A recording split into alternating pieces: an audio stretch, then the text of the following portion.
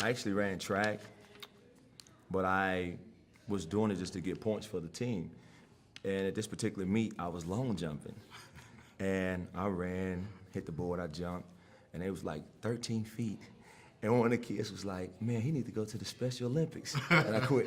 That's it for you, right? Have you ever felt? Are you listening? Damn.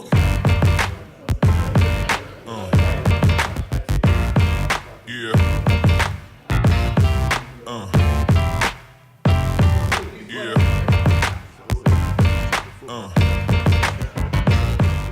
Ladies and gentlemen, the Generations Broadcast Center welcomes you to the Extra Point. Before we get started, we both would like to express our prayers and our safety for the hurricane victims that's coming in with that big storm that's coming in on the East Coast.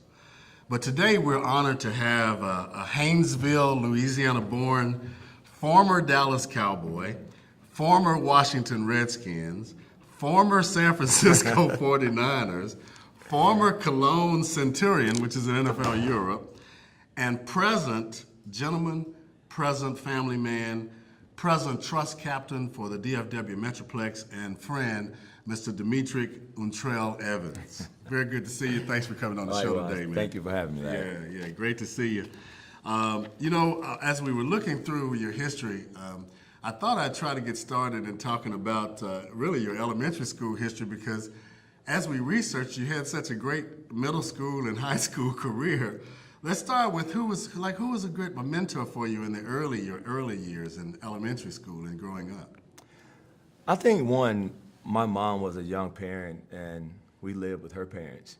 So my grandfather, would have to be the one that was the mentor for me, that taught me the importance of just being responsible, putting school first, having a loving heart, of course, at that age that he was in. With my grandmother, church was very important. So I think my grandfather had to take the lead in that. Multiple sports? I actually ran track, but I was doing it just to get points for the team. And at this particular meet, I was long jumping. And I ran, hit the board, I jumped, and it was like 13 feet. And one of the kids was like, man, he need to go to the Special Olympics. And I quit. That's it for you, right? So football and basketball, was my two major sports in middle school. And obviously education, I'm sure your household kept your focus on the educational part of that. Yeah, growing up in a small rural town in north Louisiana, that was pretty much the only way out, academics. You know, we all know that athletics and sports in the state of Louisiana, it's pretty prevalent. There's a lot of good athletes that come out of that area. Tell me about how you played on a high school team that wins 3 consecutive state titles. Well, in my town of Haynesville, Louisiana, we had an all-black school that was called Woodson. And when those two schools merged, it became Haynesville High School. And then the talent just went to Haynesville High School with the coaching structure that they already had in place. And having a number of family members, of course, when I was in high school, I had 2 cousins that was in the NFL at the time. So it was kind of like a family tradition, with also having a dad who played college football. Who were your cousins that played in the league? Doug Evans played for the Green Bay Packers, and his brother Bobby played for the Atlanta Falcons. So you had kind of a legacy then.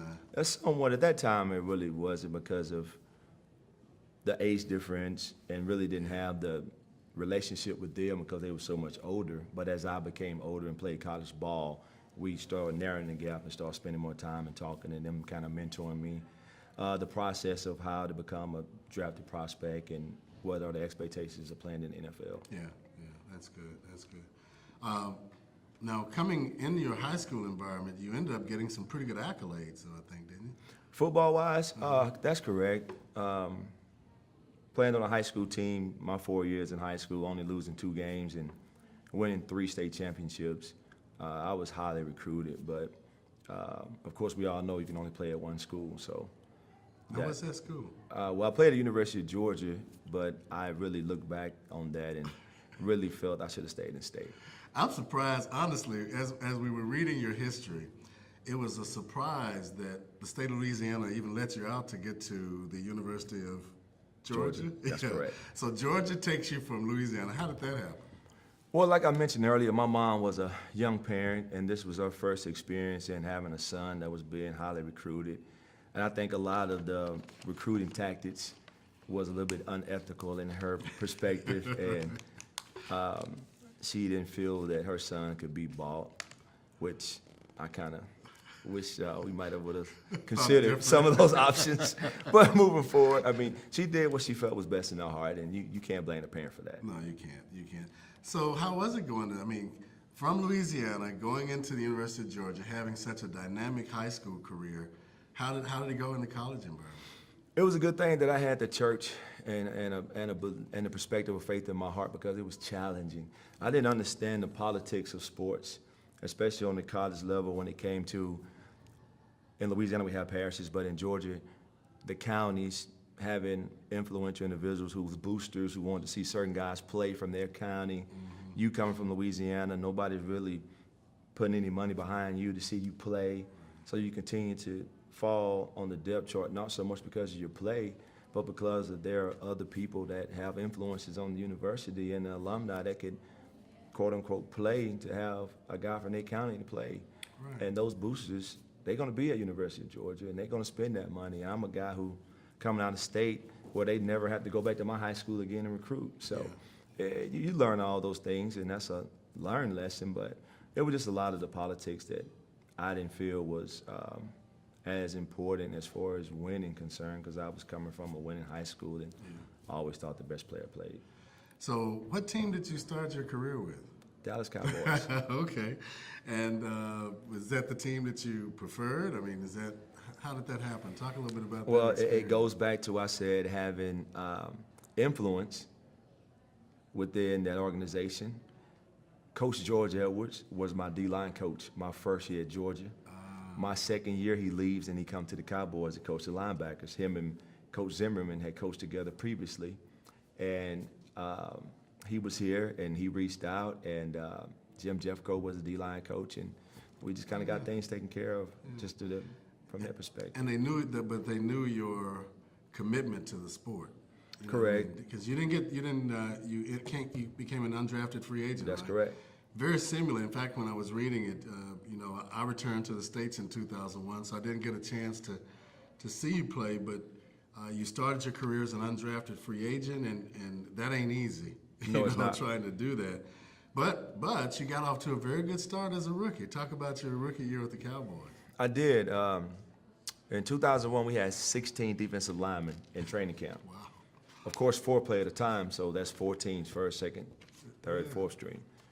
Well, we played the Oakland Raiders the first game in the preseason in Oakland, and Jerry Jones came up to me in the locker room and said, I want to see what you can do today because you can make the team, and that's all I needed to hear. First quarter, Ebenezer Ekubun hurt his back. I was the next player in, played the whole game. Had a good game. Had a good game, played the whole game, and made the team. And as you know, most free agent players, your mark is the practice squad. I never was on the practice squad. So that was just an example of me believing in myself despite what I went through at the University of Georgia. Yeah. Keeping that love, keeping that Oh, no grit, doubt. that grind. Never let a coach kind of define who I was as a player. Yeah. 2002 was a little different for you, and as I was reading, I didn't know if it was an injury or what, but how was that 2002 season? 2002 season, I only played in 4 games, and I was inactive 12 games. In 2002, the Dallas Cowboys, we had a lot of injuries on the offensive line, and we were only dressing 3 defensive ends. And at that time, it was Greg Ellis, Ebenezer Ekubun, and Pepe Zeltner. And I was the 4th end, but played left end behind Greg Ellis. So I was deactivated a lot because they wanted to dress out more offensive linemen. I got you.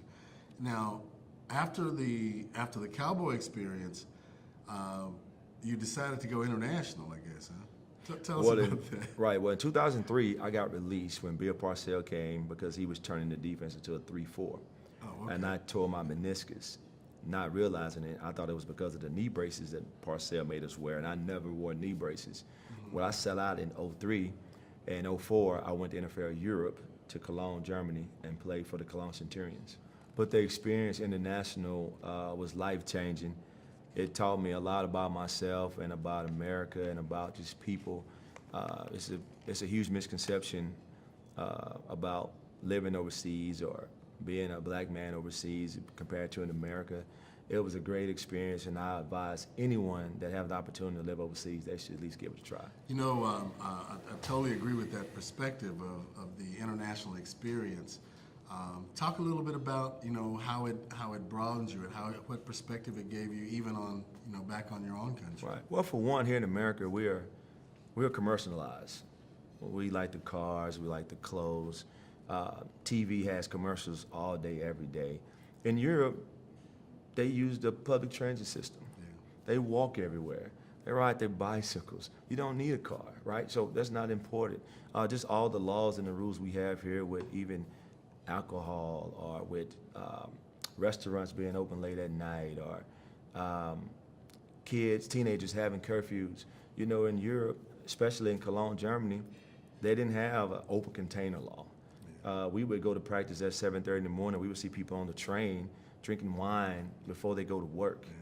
In Cologne, at that particular time, around lunchtime, they would take a 2-hour break, and it was known, and it was very unwritten rule that you would go home with some of your coworkers and drink wine and just enjoy each other before you started the evening. So just things of that nature. You know, it wasn't all about just work, stress, more. It was more about just enjoying just the quality of life.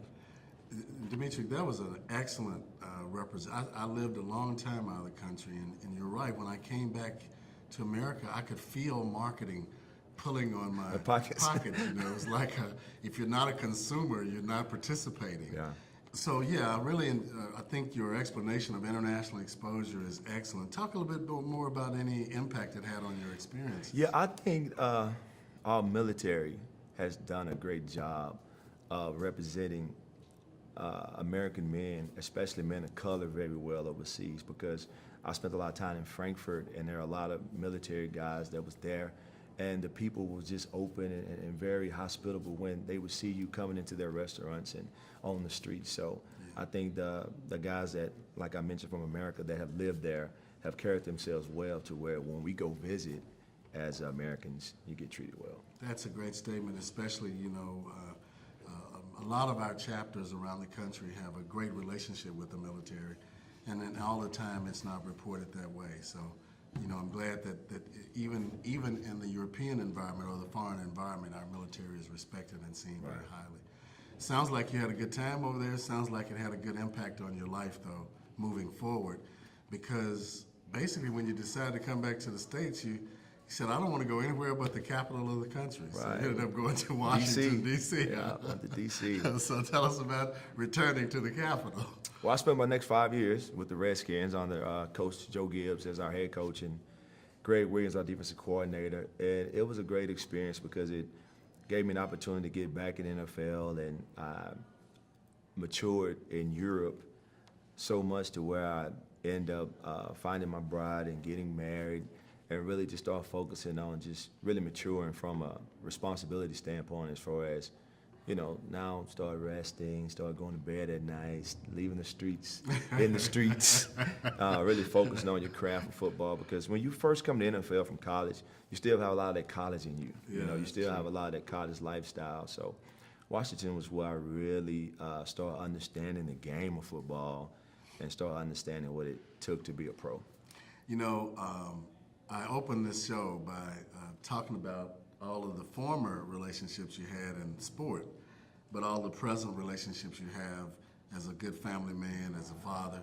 You want to talk a little bit about your family? And I had the unique opportunity of meeting your, I think I met your mom. Correct. Yeah, in Hawaii. Yeah, Right. so say hello to him and give a little feedback to us. With I'd like to say hello to my mom, Mary Evans, who lives in Haynes, Louisiana, and my wife, Dr. Angel Evans, and I have 2 boys, Noah and Logan. Well, we met in Hawaii doing the NFLPA Chapters event, and I brought my mom and, of course, my wife, and I think Logan was born, so yeah, I had both of my sons there. I just think it's just an experience that you want everybody to be able to enjoy. Playing in the NFL as a current player and as a former player, we get so many perks and benefits that the average person don't even experience in a lifetime, and we experience them from the age of 20 to 30. And I always wanted my mom to be proud of the fact that she could have done a number of things, being a teenage pregnant mom, such as an abortion, or she could have been in a foster home, whatever it may be, she could have gave me away. And I always wanted her to feel proud of her making decisions and sacrificing that particular time, but seeing the blessing on the back end of how she raised me and the things that she's been able to be exposed to and enjoy. That's great, man, and very well said, too. A lot of people think you're only a defensive end. You played both defensive end and tackle, 6'4", 275. But what are you now? What's your... I'm probably about 278, Oh, really? 275, depends on what I eat for lunch. You know, I hear you. it's the holidays. Well, you know, you are the trust captain, and you provide so many services and information for former players. You know, the Extra Point, we've identified about 6 focus areas that a lot of our former players have positive impact on, and you really hit a number of them. But those 6 areas are health, which you do a lot for the healthy circumstances for former players here, military, education, charity, community, and business. And fortunately for us, you and the Trust organization hits on probably all 6 of them. Correct. Would you like to, you and Brady James, who's also a member of the DFW, well, you and Brady James are members of the DFW NFL Former Player Leadership Team. And I'd like for you now to talk a little bit about the responsibilities of the Trust Captain for our region. Well, the trust captains are responsible for helping former players transition out the NFL that have at least 2 NFL credit seasons. As you know, I'm not sure when you was playing, but when I was in the NFL, you had to have at least 4 credit seasons to be a vested player. And if you weren't vested, you didn't have any benefits. Excuse me. So this was an opportunity for players who played at least 2 years to be able to have some form of resources and benefits to help transition in their post-career. Mm-hmm. How has that been? Has the program effectively been injected into the market, our North Texas market? Yes, sir. I think it has been. I think a lot of guys have benefited from a lot of the programs. We've had players, you can say fortunately or unfortunately, found out a lot of health issues that they had by taking advantage of the brain and body with the screening. Some, you know, found tumors and degenerative blood diseases. But at the same time, a lot of guys have went back and finished their undergrad, got master's degrees, law school. So I think guys are being more aware of what's available and also taking advantage of those benefits. Well, you've done a fantastic job, both you and Brady. Thank you. I'd like to just read that the Trust is an organization committed to the well-being of the membership with a set of resources, services, and programs that provide former NFL players the support, skills, and tools they need to ensure success in life after football. Dimitri, with us having over 800 players, that's a serious responsibility, and you guys have done a great job. How is it that, how can we make sure that we get as many guys aligned to the Trust as possible? I think it always will be a challenge because every guy transitions differently. The NFL, the contracts are not created equal. Some guys leave with a lot of money, some guys doesn't. Just because a guy didn't leave a lot of money doesn't mean he's attracted to the benefits. Yeah. Just because a guy have a lot of money, he might want to take advantage of benefits. And you got different eras of players. So we have a very unique group of individuals, but I just think we just continue to let everyone know what's available, and if you are eligible, just take advantage of something, because when you don't take advantage of it, of course, we know the budget gets cut, or eventually the foundation or the nonprofit, it just get diluted and they get rid of it. That's a serious message that you just delivered. I just heard you say that if we don't take advantage of the services offered, the next CBA we might not have them. Is that the case? No, exactly. I mean, it's one of those situations where the trust is CBA, collect and bargain agreed, and I don't see the books per se, and that's not my job, but I just do know that we need all former players that are eligible to just take advantage of the benefits and continue to use it so we can not only keep the trust, but maybe bargain for more resources. Even more, yeah.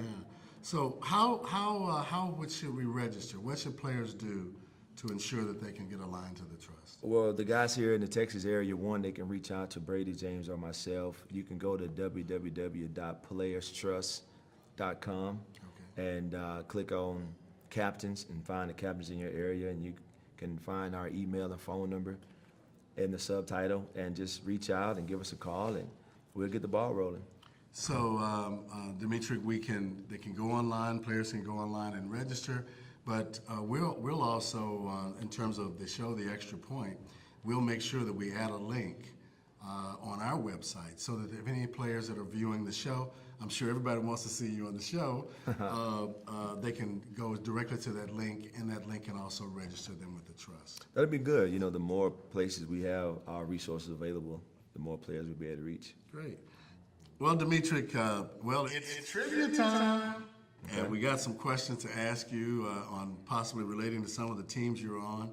The prize was so big that we have for you. If you have the right answers, we couldn't bring it, so I have to bring it to you later. But I'm looking forward to it. all right. Okay, it's trivia time. Our first question to Dimitri Untrell Evans is, who was the first Dallas Cowboy to win the NFL MVP award? And I have four options for you. Randy White, Bob Lilly, Emmitt Smith, or Roger Staubach. To win the MVP, To win the NFL MVP award. most valuable player. I'm going to go with, the quarterback. The quarterback? Yeah. The quarterback on here was Roger Roger Staubach. Staubach. Well, it was Randy White. See, I didn't know. It actually was Emmitt Smith. I just want to see. No, really? Right? It was Emmitt Smith. He was the first Dallas Cowboy to win the NFL MVP award. So a little trivia behind the answer. Emmitt Smith in 1993, after missing all preseason games and the first 2 games of the season in which the Cowboys went 0-2, Emmitt wound up with almost 1,500 yards rushing, and the Cowboys won the Super Bowl that year. Yeah, I knew that. It's funny, though, because all the great players that came before him, and he's the first one That's in what 1993. I missed the question too. I thought it was somebody Yeah. a lot earlier, but he did. He had a good impact, man. And 1,800 yards I think he has leading the league. So he had a great career. Second question: how many consecutive winning seasons did the Cowboys have under Coach Tom Landry? 4 options: 8, 12, 16, or 20. 12. Man, we picked the same number, 12. It's 20. Is that not something? Yeah. Coach Tom Landry, which was a former Giant, right, had 20 consecutive winning seasons in this market. That's one of the reasons why Cowboy fans are so loyal, so committed, and it's a group of fans that they're gonna always love that star. No, I totally get it. See, those questions are definitely for somebody who's born and raised in Texas. I think it is too. I think it is too. So, in closing, I'd like for you to talk about, any message that you might have, the trust. Dimitri, as we read back over your history, undrafted free agent, go into Europe, come back here again as a free agent, for the Redskins. You actually created and carved your career out, and we really appreciate what you've done.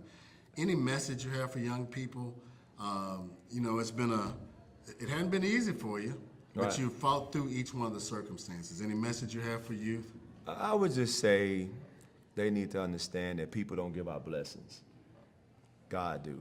And that with you being able to have the faith in your personal ability and continue to carve out what makes you good. And you need people to elevate and to get in those positions, but they don't dictate the success once you get the opportunity. You're a fine representative of Haynesville, man. I'm sure your mom is proud of you, and we're proud of you. All right, thank you. Thank you for coming on the show today, and all the best to you and everything you're doing. Likewise. Yeah.